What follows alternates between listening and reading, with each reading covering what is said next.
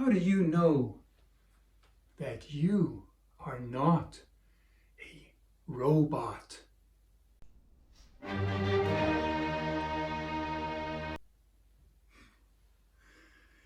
How do you respond to such a question in the middle of the night?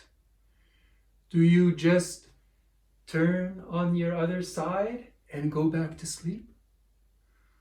Or do you stare into the ceiling and wonder what a difficult question this is?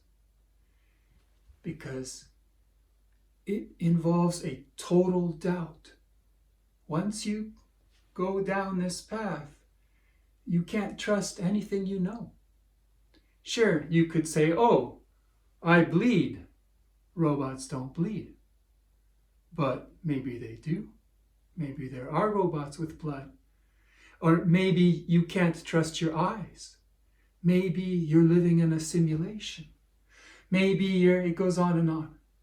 So you may go back to sleep in the middle of the night, but what happens in the middle of the day when you get this question? How do you want to live your life? Do you want to just keep going back to sleep, so to speak?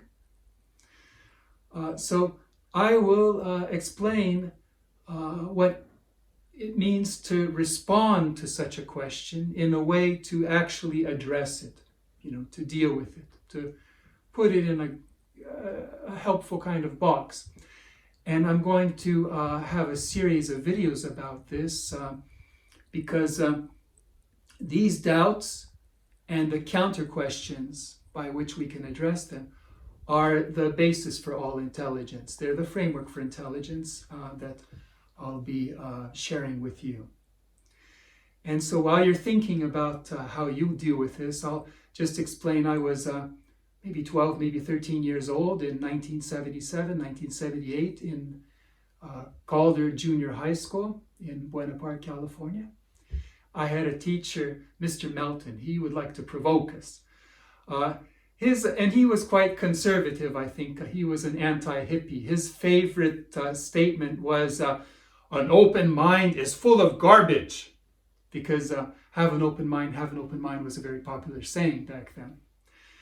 So he also would provoke us. He taught social studies, so he would have like an archaeological dig, and then he'd have us dig in the ground. And I remember some of the girls were just terrorized because he'd make them eat worms. That was at least the story or the legend, or probably true. He'd have a square dance, which was a great thing when you're young boy and young girls dancing together. He'd have us act like cavemen, which he liked how I did that because I spoke in Lithuanian. So he asked this question of me one day: how do you know you're not a robot? He thought he'd shake me up. But I took that question seriously. I had been reading a lot of science fiction too, so I was interested in that, like Isaac Asimov, I, Robot. And I thought about it because you don't want to walk away from a question like that. Once you start walking away from those questions, it's like you're giving up on life. That's the way I felt about it. My deepest value is living by truth. So what's the way to face up to this question? I thought about it because you can't, like I said, it's a total doubt. You can't trust anything you know. You can't trust, maybe it was all programmed into you. Maybe it's just a simulation. Maybe you're just completely predetermined by somebody, But the way to deal with it is with a question back.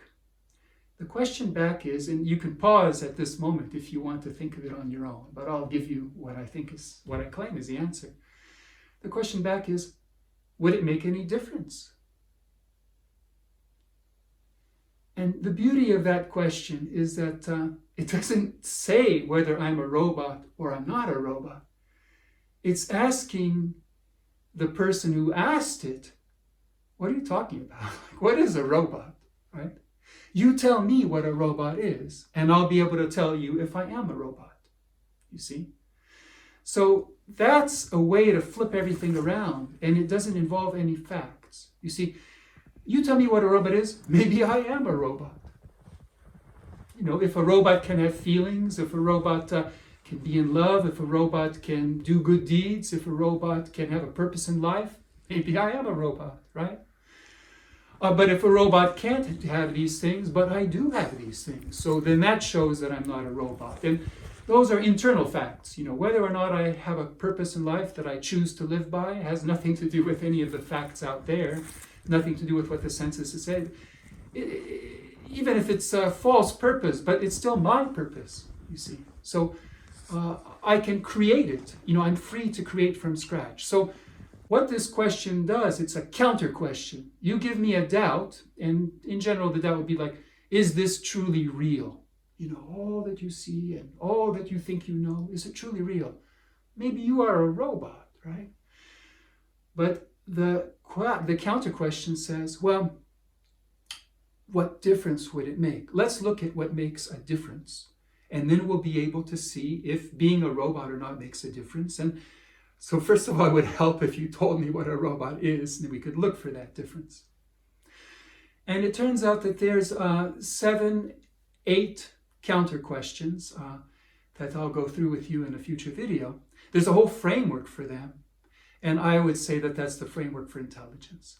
So if you like this kind of thinking, if you like this type of video, and also if you'd like to say, well, what would that look like in mathematics? These types of questions, these types of structures.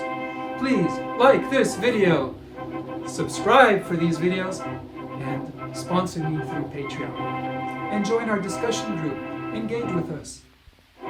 I am Andrus Kulikauskas, and this is Math for Wisdom.